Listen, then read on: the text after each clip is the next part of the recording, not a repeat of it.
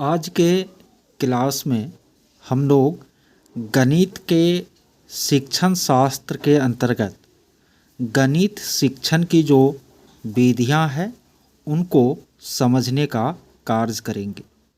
देखिए, शिक्षण की अनेक विधियां हैं, तो उन विधियों का गणित में उपयोग हम कर सकते हैं, लेकिन जिन विधियों का गणित में अधिकतर उपयोग किया जाता है वे निम्नलिखित 6 विधि हैं और इसको समझ लेना गणित पेडागोगी के प्रश्नों के उत्तर देने के लिए अति आवश्यक है।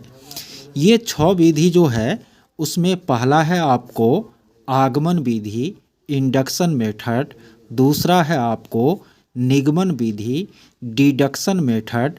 तीसरा है आपको संश्लेषण विधि, सिंथेसिस मेथड। उसके बाद चौथा है विश्लेषण विधि, एनालिसिस मेथड।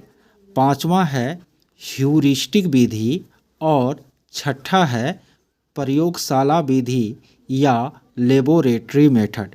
देखिए, आगमन विधि और निगमन विधि ये 2 विषय के शिक्षण में बहुत ही महत्वपूर्ण है, एक गणित में और दूसरा व्याकरण के शिक्षण में। ठीक है, तो गणित शिक्षण में आगमन और निगमन विधि अति महत्वपूर्ण है, इसको हमको अच्छी तरह समझना चाहिए। और यह भी ध्यान रखिए कि आगमन और निगमन दोनों एक दूसरे के विपरीत है। उनके बाद आपको गणित शिक्षण का 2 अन्य विधि यहाँ पर है, संश्लेषण विधि और विश्लेषण विधि। ये भी दोनों एक दूसरे के बिल्कुल क्या है, विपरीत है।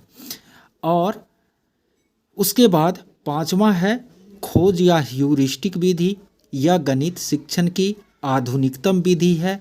प्रयोगशाला विधि भी गणित शिक्षण की आधुनिकतम विधि है। तो एक एक करके हम लोग इस पर चर्चा करेंगे। यहाँ यह जान लेना चाहिए कि ये विधियाँ ये ऐसा नहीं है कि केवल गणित के शिक्षण में ही प्रयोग में लाई जाती है, दूसरे विषयों के शिक्षण में प्रयोग में नहीं लाई जाती है। दूसरे विषय में भी लाया जा सकता है आवश्यकता के अनुरूप, लेकिन गणित के लिए यह ज़्यादा एप्रोप्रिएट है। तो हम लोग आगमन और निगमन इसको पहले क्या करते हैं, समझते हैं। देखिए, आगमन जो होता है ना, वह उदाहरण से नियम की तरफ चलता है। किधर चलता है, उदाहरण से नियम की तरफ। लेकिन निगमन नाम से ही क्लियर है कि यह आपको नियम से उदाहरण की तरफ चलता है। ठीक है, यानी आगमन विधि में क्या होता है आपको, तो ढेर सारे उदाहरण पहले बच्चों को बताए जाते हैं और फिर उन उदाहरणों की सहायता से गणितीय नियम की खोज बच्चों से करवाई जाती है। लेकिन निगमन विधि में ऐसा नहीं होता। इसमें नियम या सूत्र जो है बच्चों को पहले बता दिया जाता है और उसके बाद उन पर ढेर सारे उदाहरण देकर उस नियम को समझाया जाता है। ठीक है, जैसे कि मान लीजिए एक हम यहाँ पर एग्जाम्पल दे रहे हैं कि त्रिभुज के तीनों कोणों का योग 180 डिग्री होता है। यह एक क्या है, प्रमेय है और यह हमेशा सत्य है, चाहे त्रिभुज बड़ा हो कि त्रिभुज क्या हो, छोटा हो। अब इस कंसेप्ट को यदि हम आगमन विधि से क्या करना चाहते हैं, पढ़ाना चाहते हैं, तो हमको क्या करना पड़ेगा कि बच्चों को कहना पड़ेगा कि तुम कागज़ पर ढेर सारे त्रिभुज खींचो, जिसमें कुछ बड़े होंगे, कुछ क्या होंगे, छोटे होंगे। अलग अलग तरह का तुम जो है त्रिभुज क्या करो, कागज़ पर खींचो। उसके बाद हम कहेंगे कि सभी त्रिभुज के तीनों कोणों का जो माप है वह चांद की सहायता से मापो और मापने के बाद तीनों कोणों का योगफल लिखो। तो बच्चा लिखेगा, सब में उसको योगफल आएगा कितना डिग्री, 180 डिग्री। तो हम बच्चों से कहेंगे कि तुम लोग इतने जो उदाहरण लेकर ये निष्कर्ष प्राप्त किया है, तो किस निष्कर्ष पर पहुँचे हो, किस नियम पर तुम लोग पहुँचे हो। तो बच्चा कहेगा कि सर हम लोग इस नियम पर पहुँचे हैं कि त्रिभुज के तीनों कोनों का योग 180 डिग्री होता है। तो इसमें क्या किया हमने, पहले बच्चों को यह नहीं बताया कि 180 डिग्री होता है, बच्चे को खुद से जो है पहले उदाहरण लेकर के मापने कहा। बच्चा ने खुद उस नियम का खोज किया कि नहीं, त्रिभुज के तीनों कोण का योग 180 डिग्री होता है।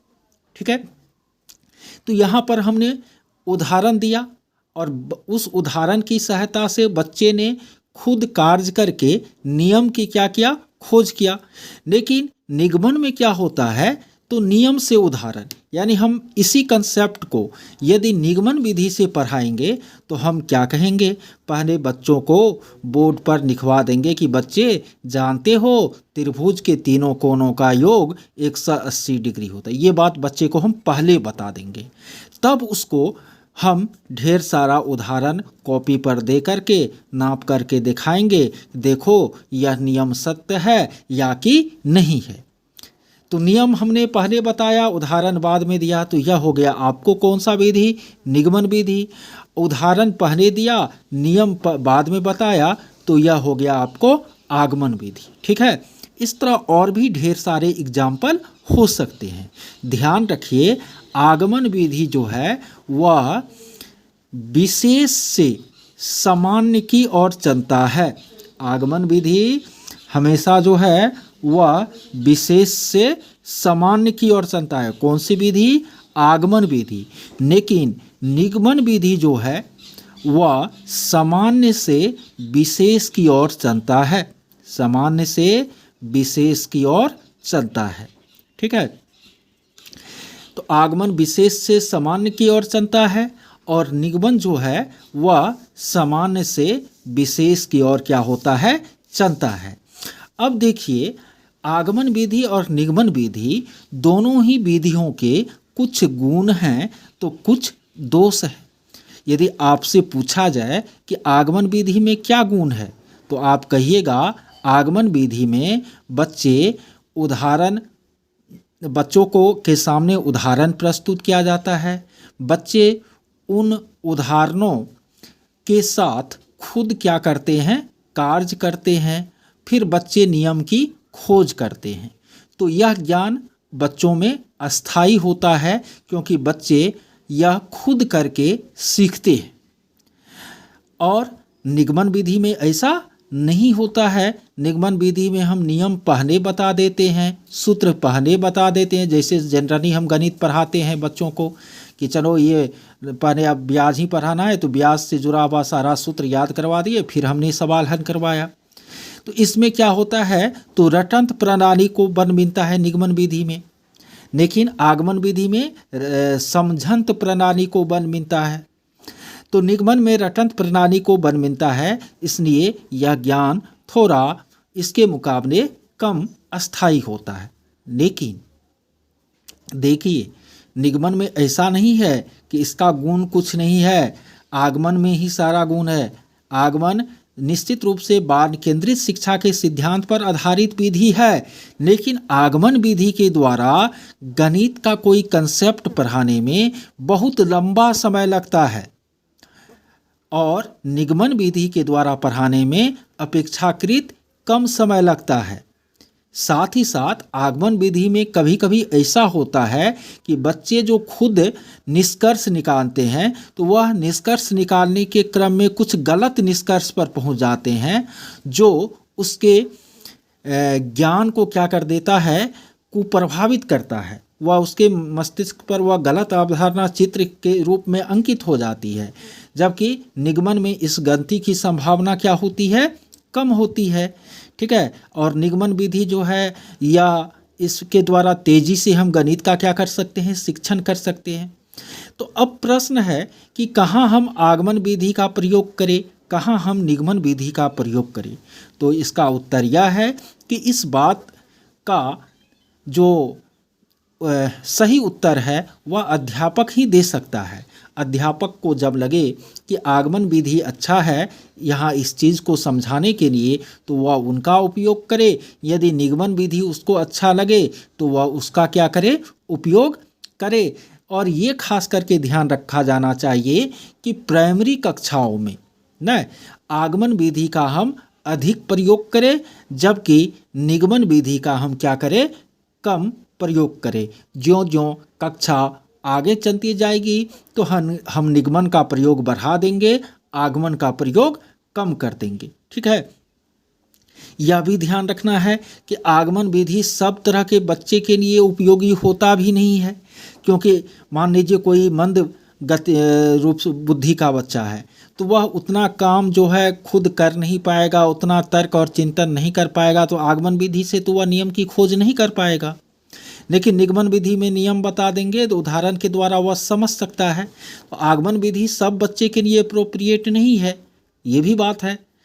तो गुण और दोष वो तो सारी चीज़ों में हुआ करती है, तो दोनों में आपको खूबियाँ है, कुछ उसके डिमेरिट भी हैं, लेकिन आप दोनों का उपयोग शिक्षण कार्य में करें, गणित को पढ़ाते समय परिस्थिति के अनुरूप। चलिए, हमने आगमन और निगमन विधि पर विस्तृत चर्चा कर दी है।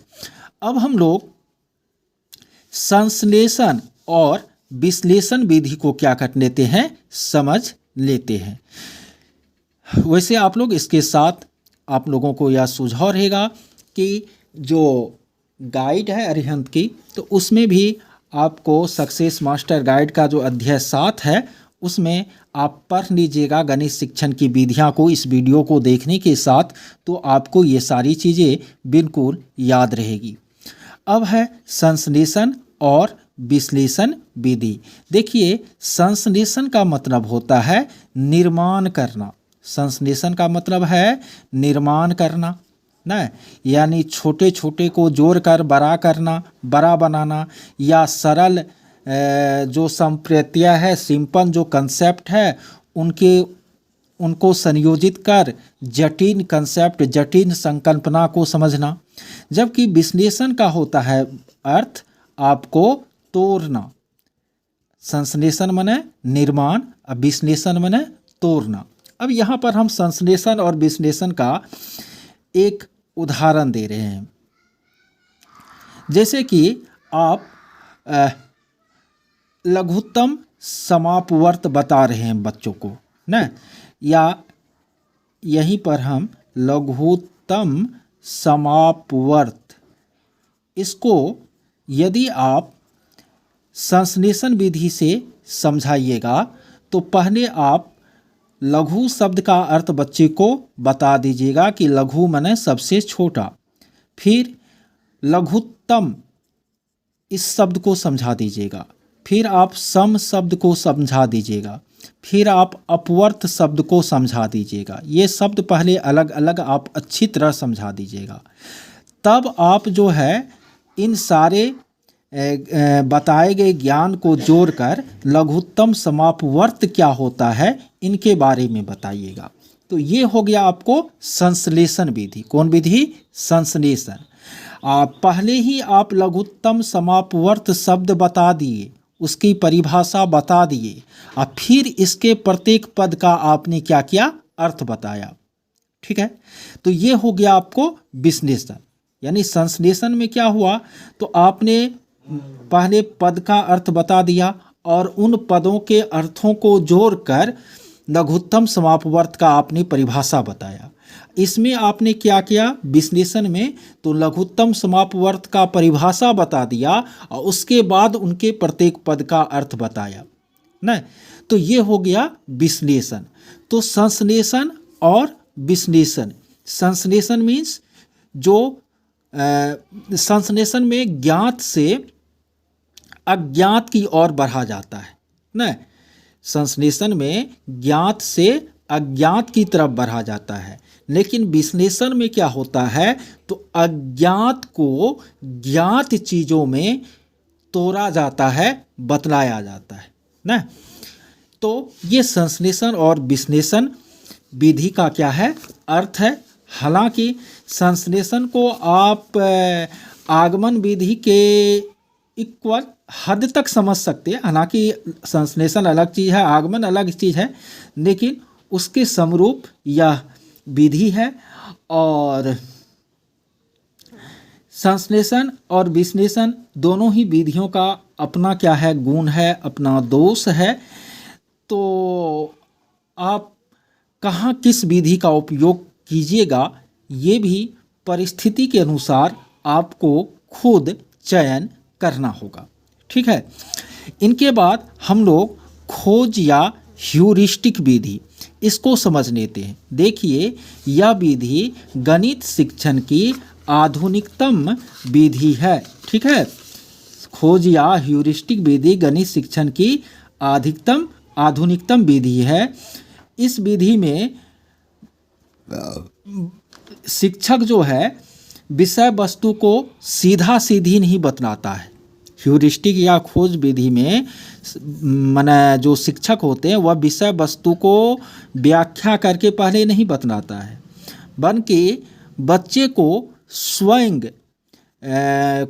विषय वस्तु खोजने के लिए प्रेरित किया जाता है। ठीक है।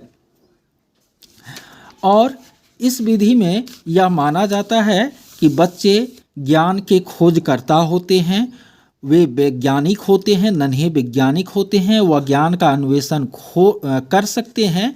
तो शिक्षक केवल बच्चों को ज्ञान का अन्वेषण करने के लिए प्रेरित करे, ये आपको ह्यूरिस्टिक विधि का मुख्य कंसेप्ट है। लेकिन जानते हैं, ह्यूरिस्टिक विधि जो है, खोज या अन्वेषण की विधि, या असाधारण बुद्धि वाला जो बच्चा है, प्रतिभावान जो बच्चा है, उस पर तो यह विधि बहुत ही सटीक होगी। लेकिन जो सामान्य या मंद बुद्धि वाले बच्चे हैं, वह उस पर यह विधि बहुत अधिक उपयोगी नहीं हो पाएगी, क्योंकि ह्यूरिस्टिक विधि में आगमन विधि की तरह बच्चे गलत निष्कर्ष पर भी पहुंच सकते हैं। तो हमको ह्यूरिस्टिक विधि का उपयोग जनरली जो प्रतिभावान बच्चे हैं उनके लिए करना चाहिए। अब सबसे लास्ट में है आपको प्रयोगशाला विधि, लेबोरेटरी मेथड ना। देखिए, आज जो गणित शिक्षण का कंसेप्ट है, उसमें प्रयोगशाला विधि का भी बहुत चर्चा किया जाता है। जिस तरह विज्ञान में प्रयोगशाला हुआ करती है, जिसमें बच्चे तथ्यों को प्रयोग के द्वारा सत्यता की कसौटी पर कसकर उसको जांचते हैं, उसी तरह गणितीय प्रयोगशाला की भी बात की जाती है।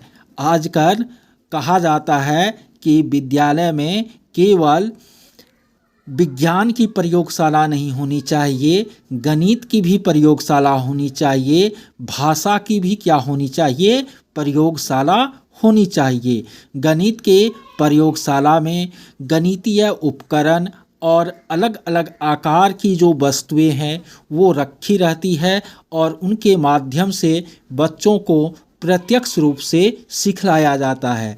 जैसे क्षेत्रफल या आयतन की ही अवधारणा बताना है, तो उस प्रयोगशाला में ढेर सारी वस्तुएं होती है। कुछ आयताकार होते हैं, कुछ जो है बेलनाकार, कुछ गोलाकार होते हैं, इंची टेप होता है। बच्चा वहाँ नाप करके उनके क्षेत्रफल को निकाल करके उसका परिकलन करता है। तो वहाँ बच्चा खुद वस्तुओं के साथ अंतः क्रिया करके, प्रयोग करके सीखने का काम करता है। तो ये आपको गणित शिक्षण की प्रयोगशाला विधि है, और यह इस विधि से जो ज्ञान बच्चे अर्जित करते हैं वह अस्थायी होते हैं।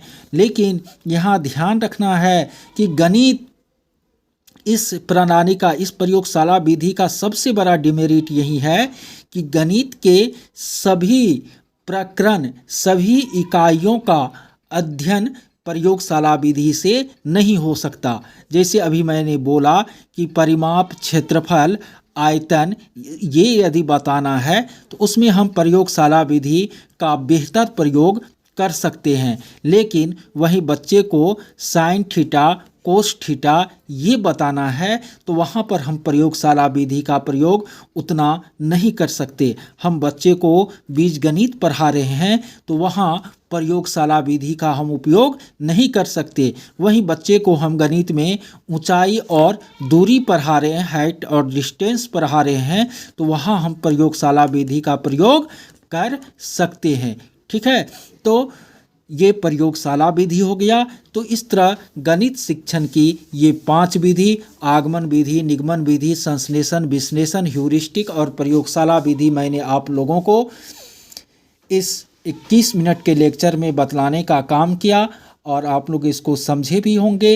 इसके बाद आप लोग बुक को क्या करें, पढ़ ले और जो क्वेश्चन है इसके उनको बनाने का काम करें, तो निश्चित रूप से ये कंसेप्ट आपके लिए काफ़ी उपयोगी साबित होगा। तो इसमें इतना ही। कैसा लगा यह लेक्चर या वीडियो कमेंट कर ज़रूर बताइएगा। धन्यवाद।